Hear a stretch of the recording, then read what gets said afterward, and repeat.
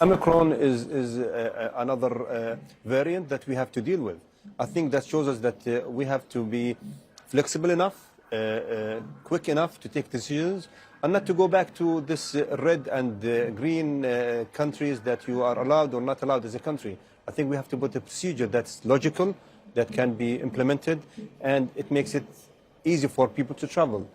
I think, Jordan, what it has done with the PCR test makes sense today, as we are requesting PCR tests before you arrive and one upon arrival.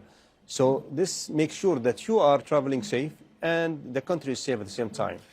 But is that this wholesale testing, is it realistic in the long run? I mean, I was in Thailand recently, and yes, it's PCR testing upon arrival. Here I had to PCR test because I come from the United Kingdom, but it wouldn't have done if I'd come on the non-stop from New York.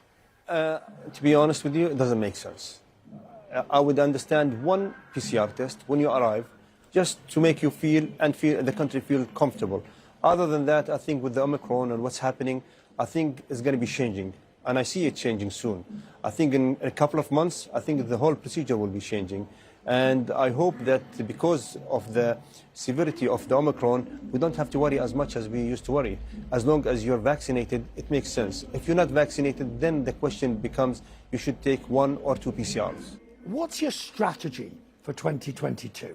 Because you're clearly not going to get the tourism numbers that you would like.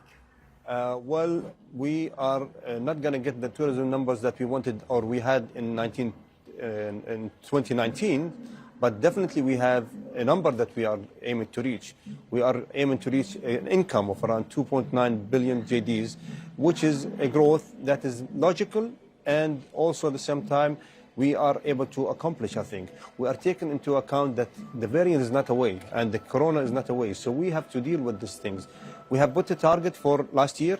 We were able to meet that target with an increase of around more than 20 to 25% than what we have targeted. So that's a progress, which shows you that we are going on the right track.